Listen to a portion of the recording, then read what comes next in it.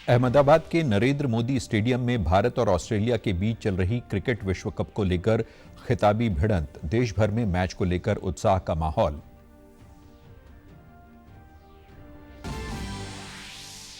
मुख्यमंत्री मनोहर लाल ने आंगनबाड़ी वर्कर्स का मानदेय 10% बढ़ाया। कहा, देश भर में आंगनबाड़ी वर्कर्स को सबसे ज्यादा मानदेय देने वाला राज्य है हरियाणा। राज्यपाल बंडारू दत्तात्रेय ने कुरुक्षेत्र में अखिल भारतीय पूर्व सैनिक सेवा परिषद के अधिवेशन के प्रथम सत्र का किया शुभारंभ। कहा, वीर सैनिकों ने पूरे विश्व में भारत का बढ़ाया मान। और अजमेर से दिल्ली तक चलने वाली वंदे भारत एक्सप्रेस ट्रेन का अंबाला से होते हुए चंडीगढ़ तक किया गया विस्तार। अंबाला रेल मंडल के प्रबंधक ने कहा, रेल मंत्रालय ने अधिसूचना की जारी।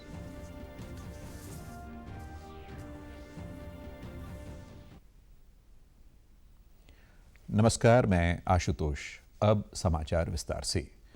आईसीसी का फाइनल मुकाबला आज भारत और ऑस्ट्रेलिया के बीच खेला जा रहा है। 20 साल बाद दोनों टीमें विश्व कप के फाइनल में आमने सामने हैं। अहमदाबाद के नरेंद्र मोदी स्टेडियम में ये महामुकाबला दोपहर 2 बजे शुरू हुआ। ऑस्ट्रेलिया ने टॉस जीतकर गेंदबाजी करने का फैसला किया।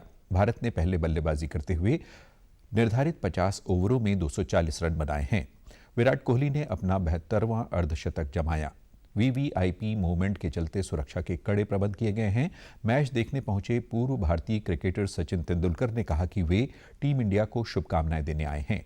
इससे पहले विश्व कप में भारत की जीत के लिए देश भर में मंदिरों में प्रार्थनाएं की जा रही हैं। कई जगह आरती तो कई जगह हवन और यज्ञ कर भारत की जीत की कामना की जा रही है। यूटी प्रशासन ने भारत और ऑस्ट्रेलिया के बीच होने वाले वर्ल्ड कप क्रिकेट के फाइनल मुकाबले को लेकर पुलिस की ओर से लगाई पाबंदियों को कुछ हिदायतों के साथ हटा दिया है। चंडीगढ़ प्रशासन ने मैच के बाद शहर में डीजे और ढोल आदि बजाने की छूट दी है। साथ ही प्रदूषण नियंत्रण एक्ट के नियमों के अनुसार जश्न मनाने के निर्देश दिए हैं। मैच से पहले, मैच के दौरान या बाद में किसी भी रूप में जुलूस की अनुमति नहीं होगी। डीसी कार्यालय से अनुमति के बाद ही सार्वजनिक स्थानों पर बड़ी स्क्रीन में मैच दिखाने की अनुमति होगी। इस मुकाबले को देखने के लिए शहर के क्रिकेट प्रेमियों में काफ़ी क्रेज है। होटल, रेस्टोरेंट, क्लबों में फाइनल मुकाबला दिखाने के खासे इंतजाम किए गए हैं। कई सेक्टरों में दुकानों के बाहर और अंदर वर्ल्ड कप की ट्रॉफी रखी गई है। चंडीगढ़ क्लब, सेक्टर 22 और अन्य कई जगहों पर बड़ी स्क्रीनें लगाई गई हैं। चंडीगढ़ पुलिस के डीएसपी पीआरओ रामगोपाल ने बताया कि स्क्रीनिंग के लिए परमिशन लेने वालों को छूट रहेगी। अगर कोई नियमों का उल्लंघन करते पाया गया तो उसके खिलाफ कार्रवाई की जा सकती है। उन्होंने खेल प्रेमियों से अपील की है कि वे जोश के साथ शांति और सद्भाव भी बनाए रखें। इस तरह का इवेंट होता है तो देखने में आया है कि गाड़ियां लेके या दारू पी के गाड़ी चलाना या हुड़दंग मचाना, इस तरह की चीज़ें देखने में आती हैं, तो वो चीज़ ना हो, हम पब्लिक से सहयोग चाहते हैं। दूसरा, जब स्क्रीन लगा दिए जाते हैं और बहुत सारा इकट्ठा हो जाता है, लैंड ऑर्डर की व्यवस्था वहाँ पे बनानी पड़ती है। तो इसके लिए जब तक हमें पता नहीं होगा कि किन लोगों ने वहाँ पे स्क्रीन लगाई है, हम स्क्रीन लगाने को मना नहीं है, लेकिन उसकी परमिशन ले लें ताकि हम वहाँ पे उसको व्यवस्थित कर सकें और अपनी ड्यूटी लगा दें। म्यूज़िक है, उसको साउंड में बजाने पे पाबंदी है, उसके कोई लिमिट है, तो उस पर भी कोई उस चीज़ को ना करे। और ऐसे ही पटाखों के ऊपर भी है, जो कानून के मुताबिक कार्रवाई है वो कार्रवाई की जाएगी। हमने अपनी टीमों को मुस्तैद किया है और हमारे एसएचओज इलाके के लोगों के साथ मिलके जो जो स्क्रीन लगाएंगे, यहाँ पे जो व्यवस्था होगी उस चीज़ को क्लोजली मॉनिटर कर रहे हैं। पलवल के जिला खेल एवं युवा कार्यक्रम विभाग के नोडल अधिकारी भूषण कुमार ने बताया है कि खेल विभाग हरियाणा द्वारा 28 नवंबर से 30 नवंबर तक पंचकुला, अंबाला, यमुनानगर और कुरुक्षेत्र में राज्य स्तरीय खेल प्रतियोगिताएं करवाई जाएंगी। वहीं 4 से 6 दिसंबर तक करनाल, रोहतक, फरीदाबाद व गुरुग्राम में खेल महाकुंभ करवाया जाना है। इसी कड़ी में पलवल में जिला स्तर पर आज और कल खिलाड़ियों के चयन हेतु विभिन्न खेलों के ट्रायल लिए जा रहे हैं, जिसमें करीब 2000 खिलाड़ी भाग ले रहे हैं। उन्होंने कहा कि हरियाणा सरकार की खेल नीति के तहत खिलाड़ियों को आगे बढ़ने का मौका मिलेगा।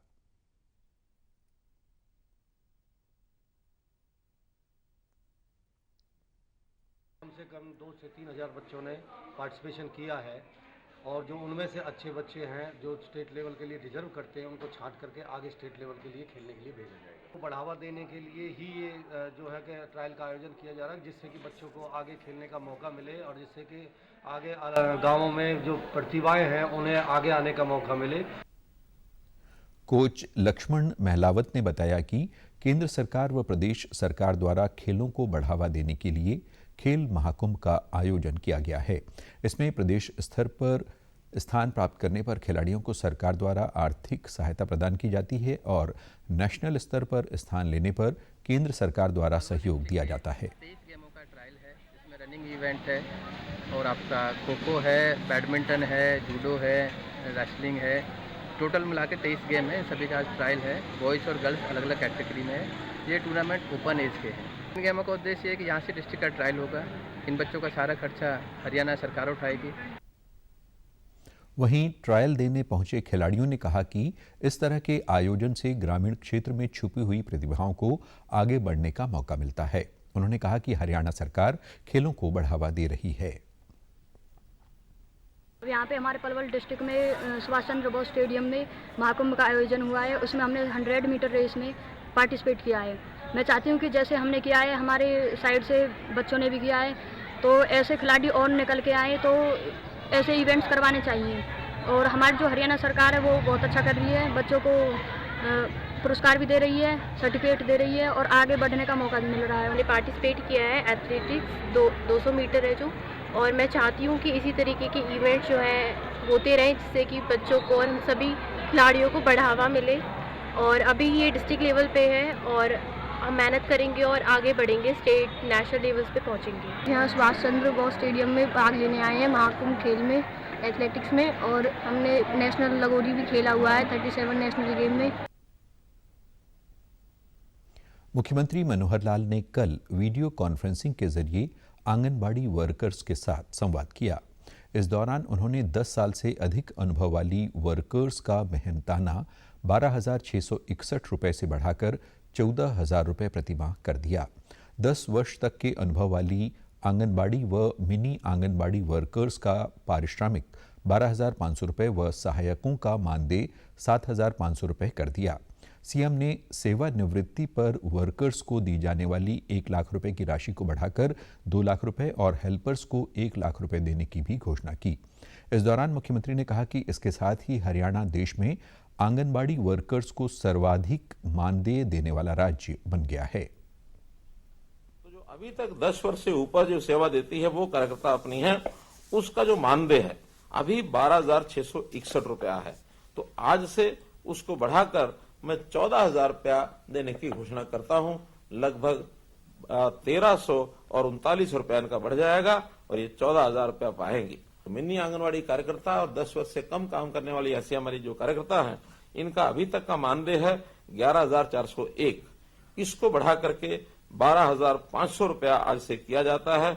इनकी वृद्धि भी लगभग 1,100 रुपया महीने की ये की जाती है। अब वर्कर जो है यानी कार्यकर्ता हैं, उन कार्यकर्ता को 1 लाख की बजाय 2 लाख रुपया दिया जाएगा रिटायरमेंट के समय, और जो हेल्पर हैं उनको 50,000 रुपए की बजाय 1 लाख रुपए की राशि दी जाएगी, अर्थात ये दोनों को डबल कर दिया गया है। इसी प्रकार वर्दी भत्ता भी अभी तक 800 रुपया दिया जाता था, अब इसको बढ़ा करके 1,500 रुपया वार्षिक करने की मैं घोषणा करता हूं। सीएम ने कहा कि 10 साल के अनुभव वाली वर्कर्स में से योग्यता व वरिष्ठता के आधार पर पदोन्नति के लिए सुपरवाइजर्स के 25% पद रखे जाएंगे। पदोन्नति लिखित परीक्षा के आधार पर होगी।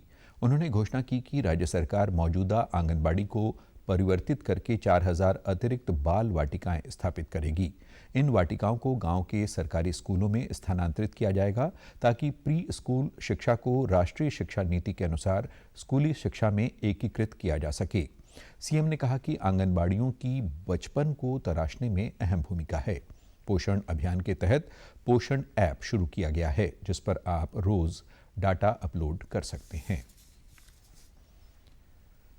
राज्यपाल बंडारू दत्तात्रेय ने कल कुरुक्षेत्र में अखिल भारतीय पूर्व सैनिक सेवा परिषद के अधिवेशन के प्रथम सत्र का शुभारंभ किया। अखिल भारतीय पूर्व सैनिक सेवा परिषद के राष्ट्रीय अध्यक्ष लेफ्टिनेंट जनरल वी.के. चतुर्वेदी और प्रदेश अध्यक्ष कर्नल गोपाल सिंह ने सभी मेहमानों का स्वागत किया। इस अवसर पर राज्यपाल ने मुख्य अतिथि के रूप में कहा कि देश के वीर सैनिकों ने पूरे विश्व में भारतवर्ष का मान बढ़ाने का काम किया है। इन वीर सैनिकों की सेवा और बलिदान को कभी भुलाया नहीं जा सकता। अखिल भारतीय पूर्व सैनिक सेवा परिषद द्वारा आयोजित 24वें वार्षिक अधिवेशन को संबोधित करते हुए राज्यपाल ने कहा कि ये देश अपने वीर सैनिकों का हमेशा ऋणी रहेगा। उन्होंने अखिल भारतीय पूर्व सैनिक सेवा परिषद द्वारा समाज के लिए किए जा रहे कार्यों की प्रशंसा की। राज्यपाल ने कहा कि केंद्र सरकार ने सैनिकों के कल्याण के लिए अनेक सार्थक कदम उठाए हैं। केंद्र सरकार ने वन रैंक वन पेंशन को लागू करने का महत्वपूर्ण काम किया है। जो सामाजिक कार्य जो आप लोग कर रहे हैं, अभी आप लोग सामाजिक कार्य कर रहे हैं। तो सामाजिक कार्य करना इसलिए आप कर रहे हैं, पहले से ही आप लोग राष्ट्र प्रथम समझकर अपना जीवन अर्पण किया है। आपके लिए राष्ट्र सर्वोपरि है, देश सर्वोपरि है। हमारे सैनिकों ने अपना साहस बताकर, अपना वीरता बताकर कभी जो है उन्होंने पीछे नहीं गया, सामने गया और उन्होंने अपना जीवन त्याग किया और जो है अमर हुआ है, लेकिन बलिदान हुआ है, लेकिन सरेंडर कभी नहीं हुआ है। आज हमारा जो सेना है, आज भारत की सेना दुनिया में उच्चतर श्रेणी में रहने वाली सेना है। राज्यपाल ने कहा कि आज भारत की सशस्त्र सेनाओं में हरियाणा का योगदान अनुकरणीय है। एक छोटे से प्रदेश से भारी संख्या में लोगों का भारतीय सशस्त्र सेनाओं में आना हम सबके लिए गर्व की बात है। इस देश की सेवा करने के लिए महिलाओं को भी अधिक से अधिक संख्या में सेना में भर्ती होना चाहिए। 24 साल से सेवा कर रहे हैं, इसके लिए आपको मैं तहे दिल से अभिनंदन करना चाहता हूँ, धन्यवाद देना चाहता हूँ। और अभी भी आप लोग कितने त्याग से काम कर रहे हैं। इन लोगों के लिए जितना भी आप काम करेंगे उतना भी जो है समाज को भी प्रोत्साहन मिलेगा। नूंह में लगभग 82,000 एकड़ में लगी सरसों की फसल और उसकी हरियाली इन दिनों सबको अपनी ओर आकर्षित कर रही है।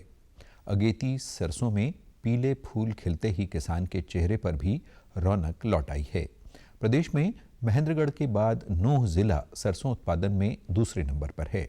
जिला क्वालिटी कंट्रोल अधिकारी डॉक्टर अजय तोमर ने बताया कि अरावली पर्वतमालाओं की श्रृंखलाओं के कारण यहाँ गंधक की मात्रा अधिक होने से यहाँ की सरसों की गुणवत्ता का कोई सानी नहीं है।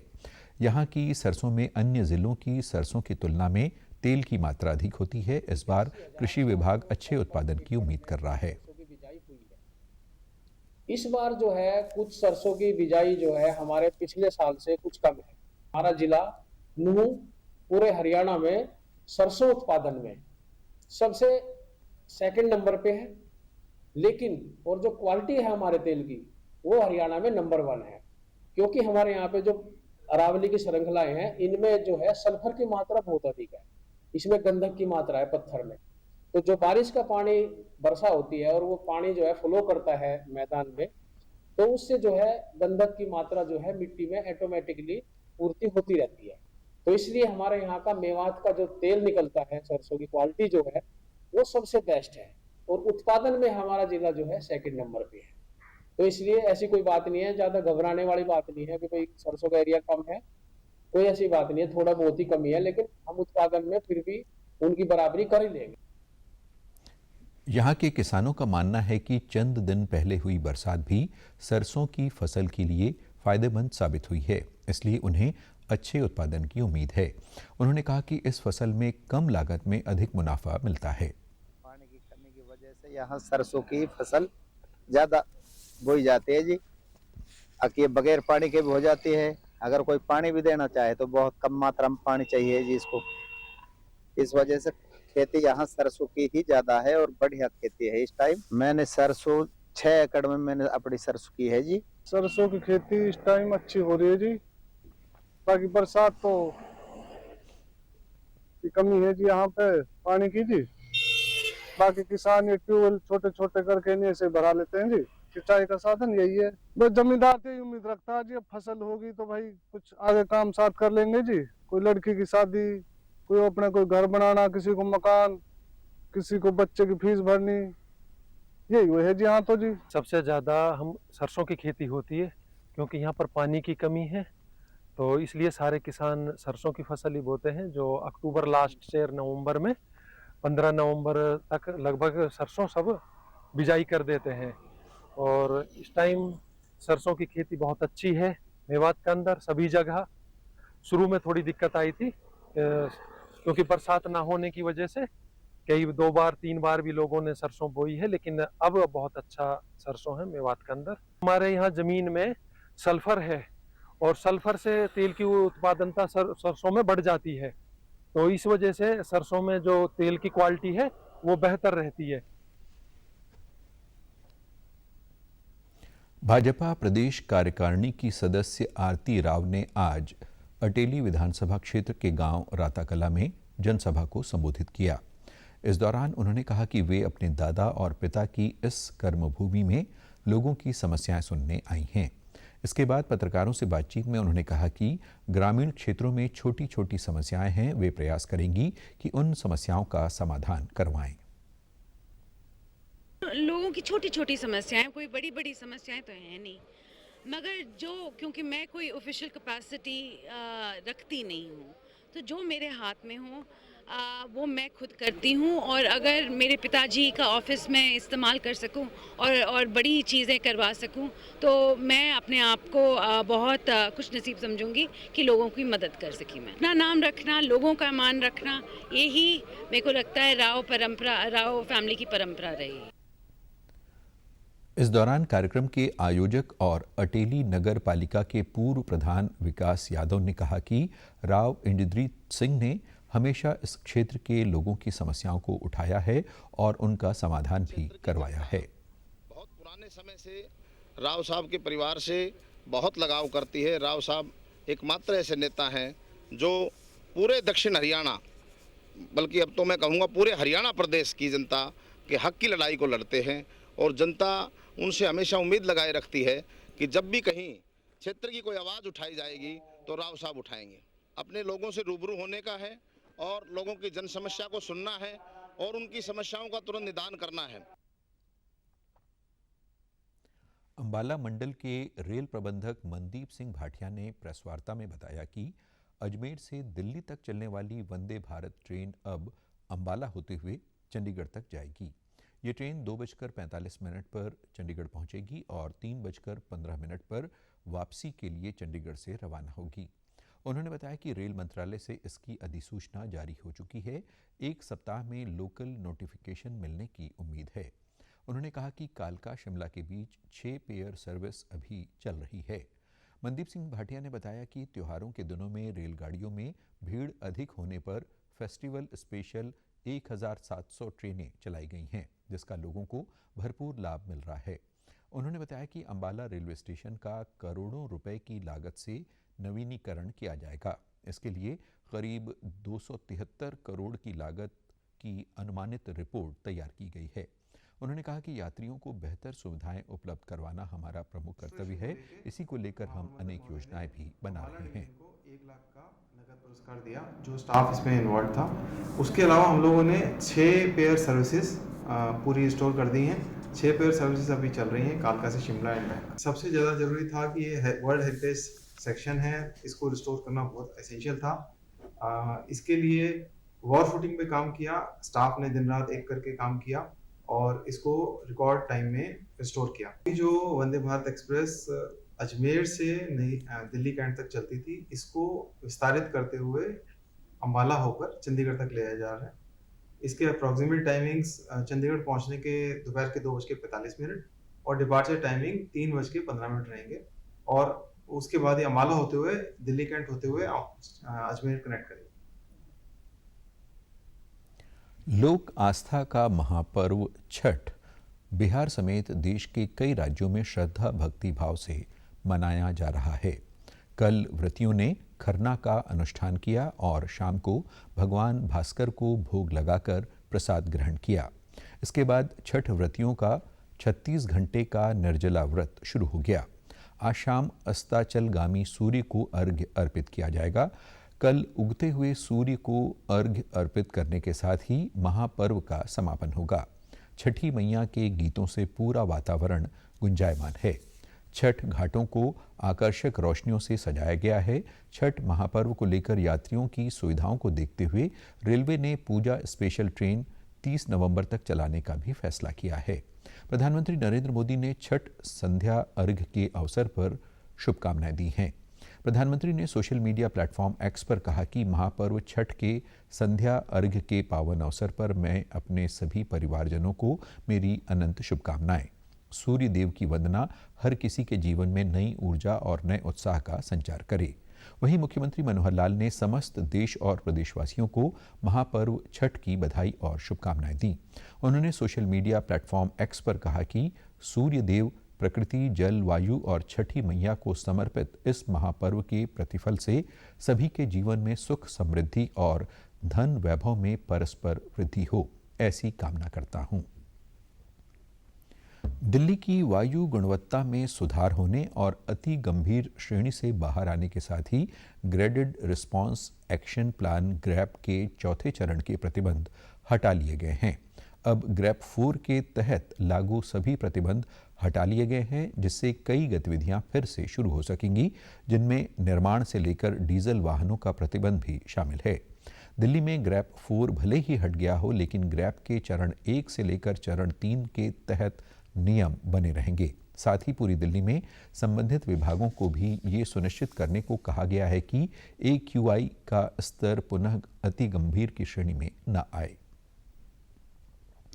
दिल्ली के प्रगति मैदान में चल रहे 42वें भारत अंतर्राष्ट्रीय व्यापार मेले के द्वार आज से आम जनता के लिए खोल दिए गए। वसुधैव कुटुंबकम थीम पर आधारित इस मेले में लोग एक से बढ़कर एक उत्पादों का आनंद ले सकते हैं। मेले में कुल 13 देशों के साथ 25 राज्य और देश विदेश के 3,500 प्रदर्शक हिस्सा ले रहे हैं। मेले का पार्टनर राज्य बिहार और केरल है, जबकि फोकस राज्य दिल्ली, जम्मू कश्मीर, झारखंड, महाराष्ट्र और उत्तर प्रदेश है। आपको बता दें कि मेले की शुरुआत सुबह 10 बजे से होगी, जिसका शाम 7:30 बजे तक आप लुत्फ उठा सकेंगे। 27 नवंबर तक चलने वाले इस मेले में लघु एवं मध्यम उद्योगों के तहत देश के विभिन्न जिलों में निर्मित सामान भी मिलेंगे, जिसमें खासकर स्वयं सहायता समूह के माध्यम से बनाए गए सामान खरीदे जा सकते हैं। वहीं मेले की टिकट ऑनलाइन माध्यम के अलावा दिल्ली के चुनिंदा 55 मेट्रो स्टेशनों पर भी उपलब्ध रहेगी। अंतर्राष्ट्रीय व्यापार मेले में मध्य प्रदेश के पंडाल में वैसे तो बहुत से उत्पाद प्रदर्शित किए गए हैं, जिनमें साड़ियाँ हों या जैकेट, रतलाम की नमकीन हो या फिर अन्य उत्पाद, सभी शामिल हैं। इनमें से एक स्टॉल ऐसा भी है जो ज़रा हटकर है। इस स्टॉल में पराली की मदद से बनाए गए बेहतरीन उत्पाद हैं, जो प्रदूषण जैसी बड़ी समस्या से भी निजात दिला सकते हैं।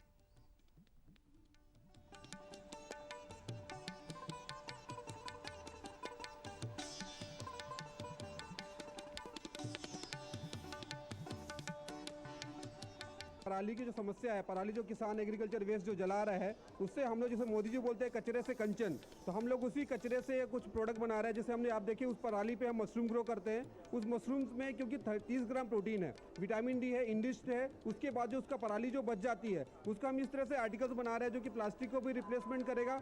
और जो हमारे जो फार्मर्स है, क्यों जलाते हैं, उनको वैल्यू नहीं मिलती। अगर हम उस फार्मर से पराली खरीदेंगे तो वो क्यों जलाएंगे, तो हम एक कंप्लीट सोल्यूशन दे के रखें। जैसे हमने इसमें बहुत सारे प्रोडक्ट भी बनाए हैं, आप ये देखेंगे, ये हमारा एक मैगी मसाला को जो हेल्दी वर्जन हम बोल सकते हैं इसको, क्योंकि इसमें कोई भी हमने कलर नहीं डाला है सर। इसमें जो इंग्रेडिएंट है, मशरूम है, मोरिंगा है, जिसे आपने खुद भी टेस्ट किया होगा। काफ़ी लोग इसको सिमिलर टू मैगी मसाला बोल रहे हैं सर। तो हमारे इसी तरह से प्रोडक्ट है, जिसे मशरूम है सर। इसमें 30 ग्राम प्रोटीन होता है, 30 ग्राम प्रोटीन है विद विटामिन डी। तो जो हम पराली को जो हम कचरा समझ के जला रहे हैं सर, उसमें हम चाहे तो ये माल न्यूट्रिशन को दूर करने में और जो पॉल्यूशन है वो उसको भी दूर करने में हेल्प कर सकता है। तो मेरी गवर्नमेंट से एक ही अपील है और आम पब्लिक से अपील है कि आप लोग मशरूम ज़्यादा से ज़्यादा कंज्यूम करें और पराली पे मशरूम ग्रो करें, जिससे जो हमारी पॉल्यूशन है उसको दूर हो और माल न्यूट्रिशन की भी जो है समस्या दूर हो। इसके अलावा ये जो बहुत सारे आर्टिकल्स हमने बनाए हैं, आप देखेंगे ये आप आर्टिकल्स देख रहे होंगे, पराली से बने हुए सारे आर्टिकल्स हैं। इससे बहुत सारे आर्टिकल्स हैं, क्योंकि हमने यहाँ पे स्टॉल लगाया है, उससे फूड भी है, तो बहुत सारे हमने लेके यहाँ पे नहीं आए, लेकिन हमारे पास बहुत सारी रेंज है जो कि हम पराली से बनाए हुए प्रोडक्ट को यूज़ कर रहे हैं। तो अगर आप भी अंतर्राष्ट्रीय व्यापार मेले में आ रहे हैं तो पराली से बने उत्पाद देखना ना भूलें, क्योंकि जिस तरह से पराली दिल्ली के अंदर एक प्रदूषण की समस्या बनी हुई है, उससे निजात पाने का एक अच्छा तरीका इस स्टॉल पर दिखाया गया है। प्रधानमंत्री नरेंद्र मोदी की अध्यक्षता में वर्चुअल G20 लीडर्स समिट का आयोजन 22 नवंबर को होगा। इसमें G20 के सभी सदस्य देशों के अलावा अफ्रीकन यूनियन के अध्यक्ष और 9 अतिथि देशों के साथ साथ 11 अंतर्राष्ट्रीय संगठनों के प्रमुख भी आमंत्रित किए गए हैं।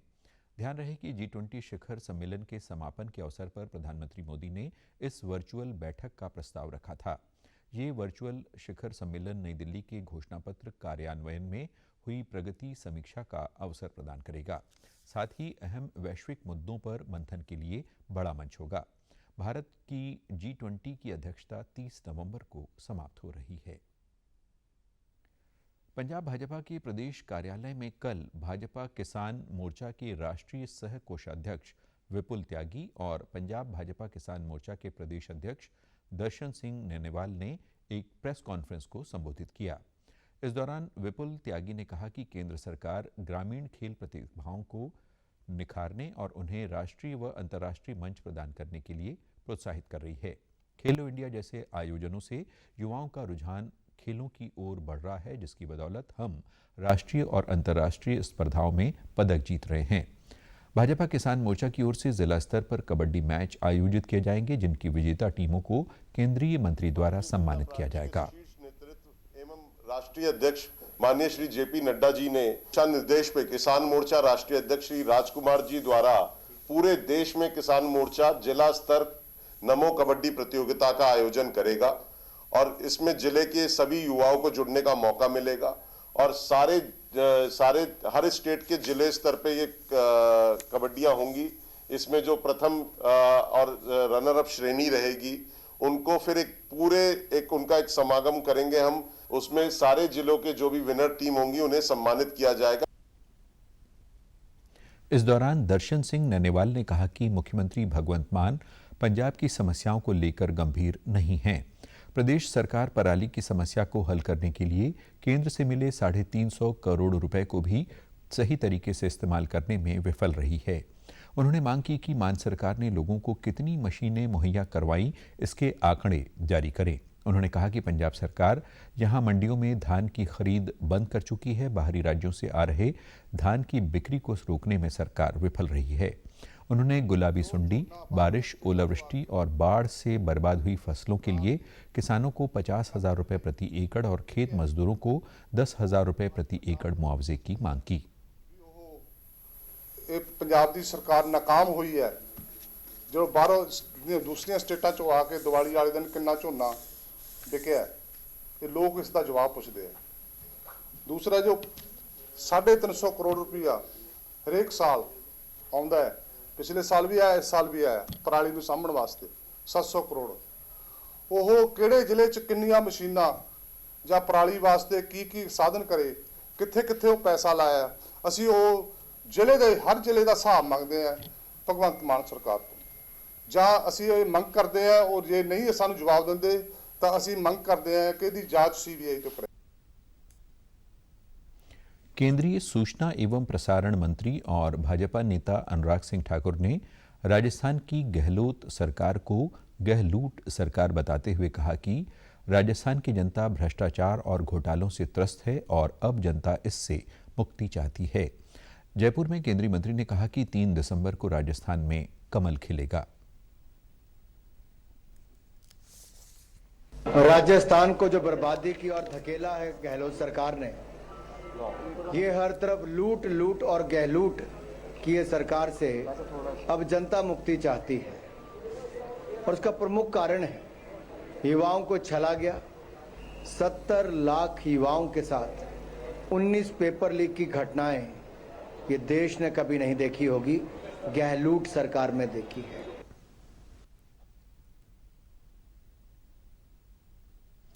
बच्चों के भीतर अपार संभावनाएं होती हैं, बस ज़रूरत होती है उन्हें सही राह दिखाने की। अल्पना समूह का 18वां स्थापना समारोह संभव 2023 विशेष रूप से सक्षम बच्चों की अभिव्यक्ति के रंगों से सजा। बच्चों ने इस कार्यक्रम में नृत्य, गायन, चित्रकला समेत कई गतिविधियों में हिस्सा लिया और अपनी अभिव्यक्ति के रंग बिखेरे।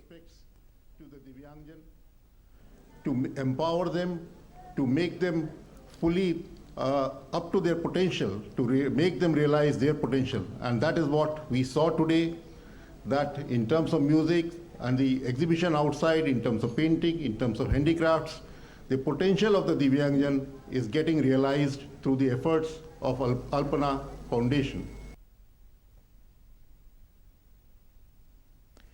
समाचारों में आज इतना ही। नमस्कार।